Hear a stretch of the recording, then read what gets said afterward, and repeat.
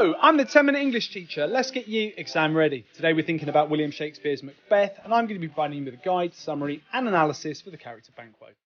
Before we get going, don't forget to like and subscribe. There are plenty of things on the channel to help you understand Macbeth. Okay, my guide to Banquo. So we're going to start with key moments. In front of you now are 6 key moments involving Banquo. I'll walk you through them. So at the beginning of the play, King Duncan is told about how brave Macbeth and Banquo have been in battle against Norway. He's very, very impressed. So we're already understanding that Banquo is a brave and fearless character at the beginning of the play before we've even met him. Then we are shown the witches intercepting Banquo and Macbeth. They're on their way home from battle, and the witches turn up and they provide their prophecy. They say to Macbeth that he will eventually be king, and they tell Banquo that he'll be lesser than Macbeth but greater, and that one day he will have kings in his line, but he won't be king himself. Macbeth is completely enthralled by what they've got to say, but Banquo is more suspicious, dubious and untrusting of them, and recognises that they are evil. Macbeth is made the Thane of Cawdor, and Banquo talks about how the witch's prophecy seems to be coming true. Macbeth says that he doesn't really pay any interest to the witches or even think about them, but would definitely like a big long chat about the witches at some point. So very different responses to the witches, and Macbeth is already trying to hide his desires and ambitions from his friend Banquo. We can see that there's a split and a division between them beginning to become apparent. King Duncan is then killed, and Macbeth becomes king, and Banquo says to the audience in a dramatic monologue that he thinks Macbeth might have played foully for it, so he's becoming suspicious of Macbeth. Macbeth realises this and decides that he must have Banquo killed. Banquo is then killed. His son Fleance is meant to have been killed by the murderers, but he manages to escape. Banquo's dying words are a plea for his son to fly, to get away from the murderers and to get revenge at some point.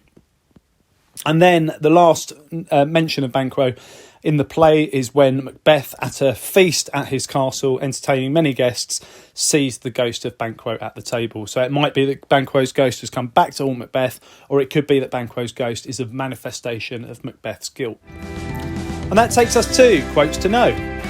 So Macbeth and Banquo are described to King Duncan. He asks if they were dismayed in battle, and he is told as sparrows, eagles, or the hare, the lion. So right at the beginning, Banquo and Macbeth are compared to eagles and lions. So we know that these are two separable friends who are both brave and valiant. Of course, they're going to take very different paths. Speak then to me, who neither beg nor fear your favours nor your hate, is what Banquo says to the witches. So he knows that they are to be not to be distrusted. He is interested in what they have to say to him, but he will not beg for them, unlike Macbeth, who does. Can the devil speak true? So right from the onset, Banquo recognises that the witches are evil. That reference to the devil there is evidence of that.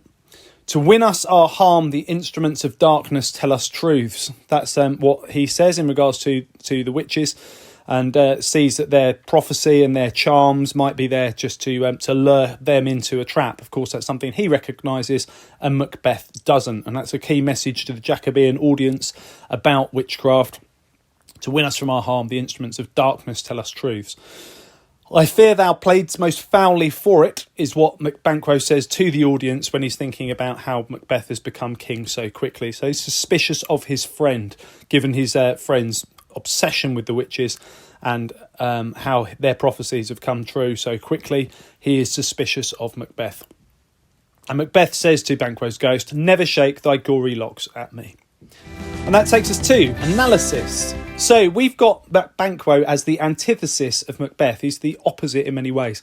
Whilst Macbeth is treasonous and duplicitous, Banquo, who is lesser than Macbeth but greater, is an honest and loyal character. He resists evil because he overcomes a desire to place his confidence in the evil of the witches.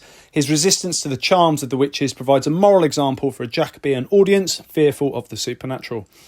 And we've also got context to consider. So Banquo is a character that was written primarily to please King James I.